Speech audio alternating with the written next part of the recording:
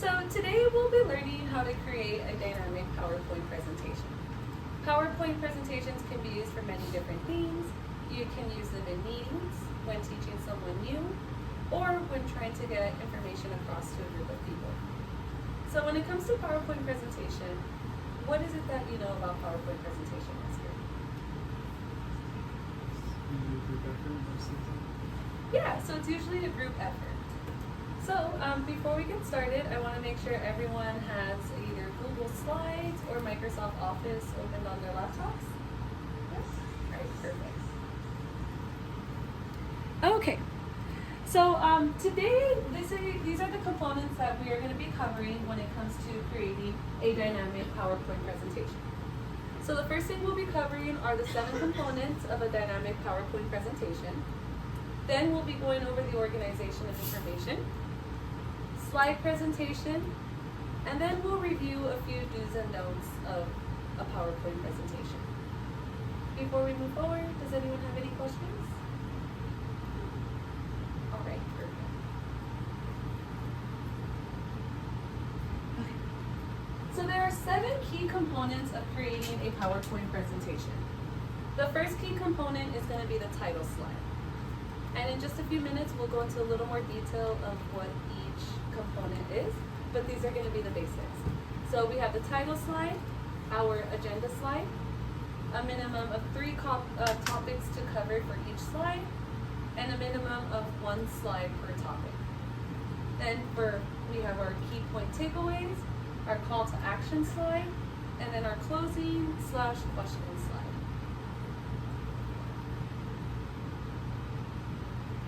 So the first one is our title slide. So the title slide does serve a few different purposes. So one, it lets us know what we'll be covering in the entire presentation. The title slide is typically the first slide. Subtitles are optional, so sometimes you have your title slide and then the subtitle slide that lets us know some extra details that we'll be covering. This slide also sets the tone for the presentation, and it's really important to keep the title slide as simple as possible. Any questions? So the next slide would be the agenda slide. So the agenda slide is really important because it does provide a roadmap for the audience. It lets us know where we're going and what steps we are at in the presentation. A title slide serves as a guide to the presentation, and it reinforces the purpose of a meeting.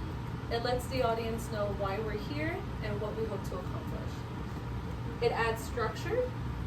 And the agenda slide should have a minimum of 3 topics. So if you're going to be creating a PowerPoint presentation, you want to have at least 3 topics that you'll be covering under the umbrella of what your main topic is going to be. So 3 topics. When deciding on what 3 topics you are going to choose when creating your PowerPoint presentation, they should be relevant to the discussion. They should highlight important aspects of the meeting, and they should push thinking further and challenge the audience. When you're discussing 3 topics, it's important to have 1 slide per topic.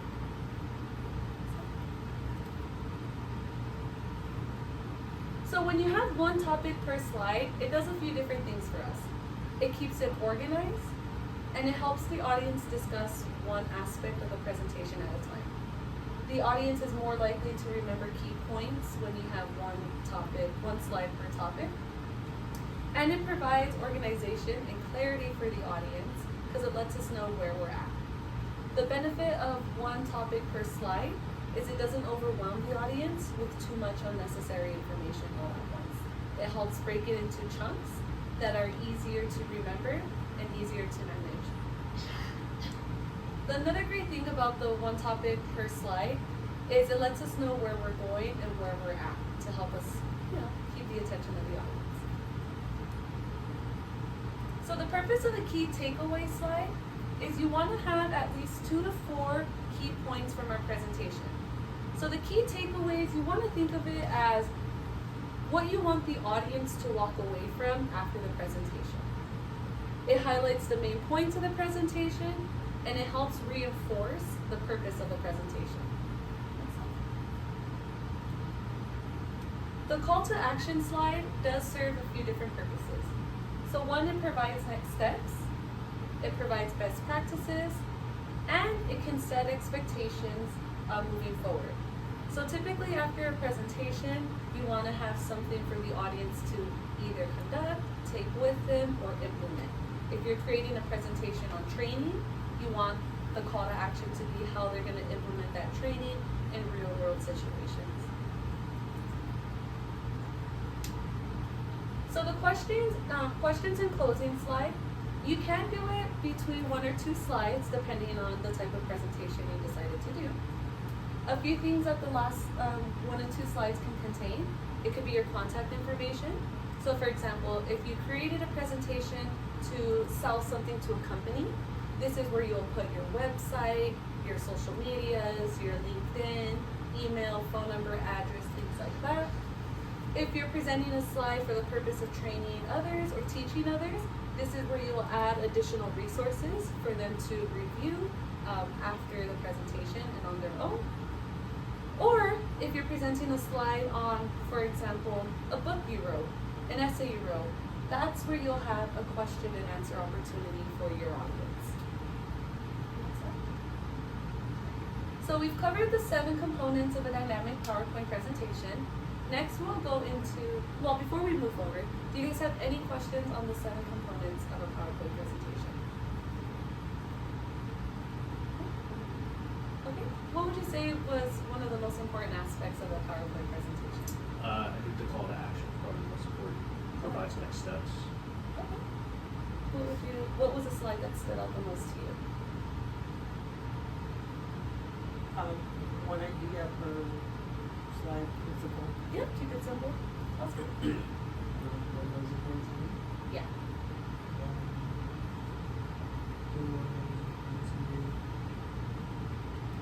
It's probably where you said what to do, the last 2 slides, like resources and contact information, why that's important to me. Yeah, I would agree. So all of those 3 are all important to the presentation for the key takeaways, keeping it simple, and having additional resources extra.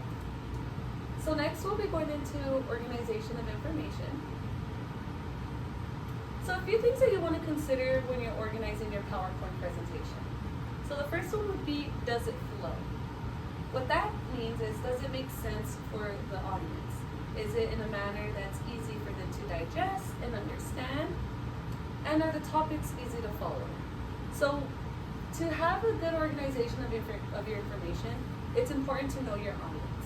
So you want to know what they're interested in and how you're going to keep it simple to keep them engaged. So that's about organization of information. So again, you can think of a PowerPoint as a timeline. So, just like history, timeline goes in order. You want to make sure the organization of your information is easily in order from beginning to end. So next we'll go into slide presentation. So a few things you want to consider when it comes to your slide presentations. So one, is it neat? Are the slides cluttered? Is a presentation easy to read and follow? Are the slides engaging? And does anything feel out of place? So what that means is you want to make it as easy, presentable, and readable for the reader and the audience. You want to make sure that you can follow easily from left to right. Another thing that you want to keep in mind is how the slides look. So you want uniformity, for example. That brings us into our next topic, do's and don'ts. So you want consistency between slides. You want to make sure that you have the same theme so that the slides don't look too different, because that would cause distractions. And like we were talking about uniformity, can you go back to the last one? So something that you notice here. First, we have bullet points that are all lined up. Secondly, if you're going to have only the first letter capitalized, you want to keep it consistent in each bullet point. So ideally, you want all your bullet points to look the same. If one bullet point is a full sentence, you want to make the rest of your bullet points a full sentence. So for example, this one, they're not full sentences, and then I kept it consistent through the next one. So your bullet points should all match formats. You should use the same font within your slides to create uniformity. Because what that does is it makes it easier for the information to be digested when you're presenting it to the audience. A few don'ts that you don't want to do. You don't want to overclutter your slides with information. You don't want to use too many words or sentences per slide. And you don't want to jump around from topic to topic. So these are a few things that you kind of want to avoid when creating a presentation. Do we have any questions so far? So before we move on to the next activity, what I'm going to do is I'm going to show you guys 3 different slides. So the first slide, I want you guys to, I'm going to give you a couple seconds to look at it. I want you to jot down something, just one thing that doesn't make sense in the slide. So, first slide. So take a look at this slide. So this is, an example of the slide in it. Take a look at it and write down one idea that does not look appealing to you.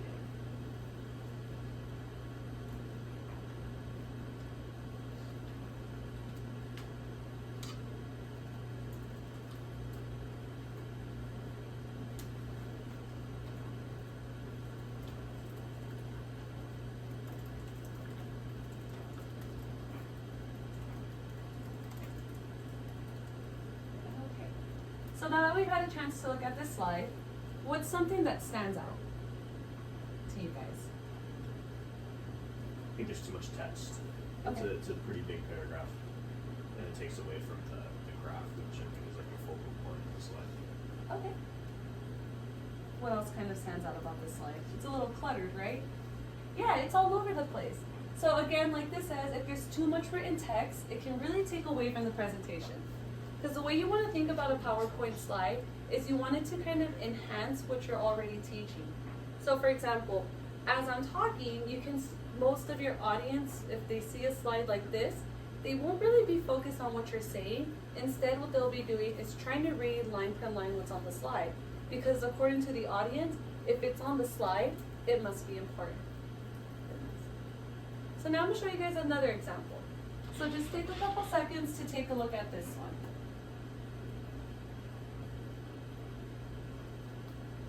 What's the first difference you notice, Oscar? This one uses bullet points. Yeah. That's how this one. Okay. So we're getting a little bit better, right? It uses bullet points instead of one full paragraph to complement what's being said in the graph. But it's still a little cluttered. Nothing's really centered. It's really hard to see what we're trying to draw focus to. So now I'm going to show you guys another slide.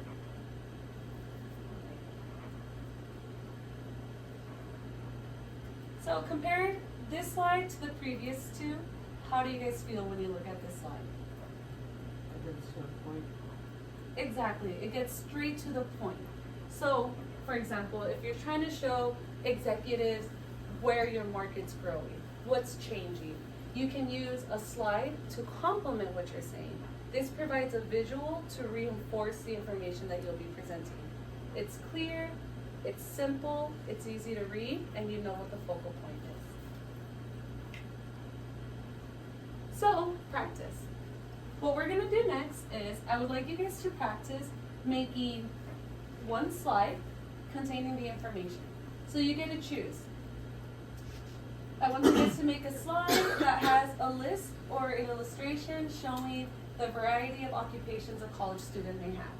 So you can either choose like something like this, but I want you guys to make one slide containing this information however you would like. You can do it with images, you can do it with a list, but this is what we'll do first, is practice making one slide.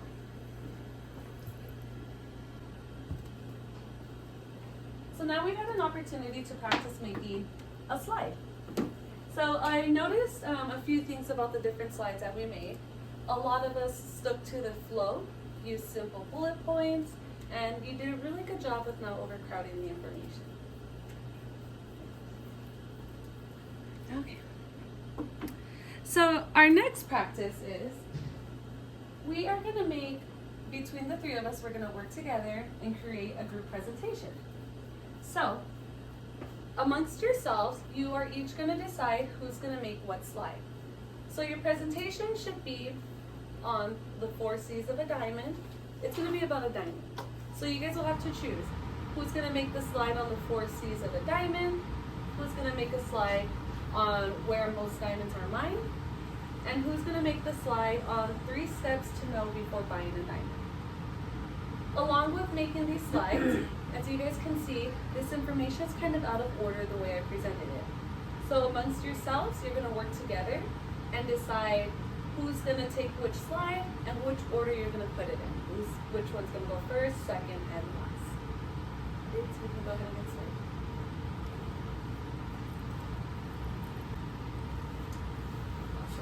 Well, I think you guys did a fantastic job.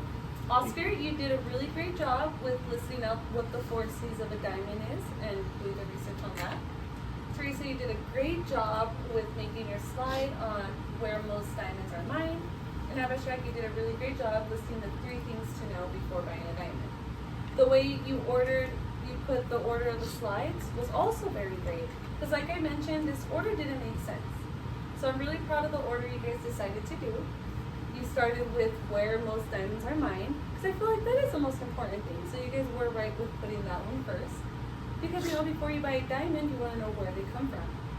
You guys did a great job with placing 4 C's of a diamond second, because after you know where they're from, it's important to know what makes them valuable. And this one stayed right where it's at. 3 things to know. Because after you know all the information, then you can go out and shop for one. And I will be adding in our group's work practice as a part of our presentation later. So a few key takeaways from our presentation today. Like Teresa mentioned earlier, you want to keep it simple.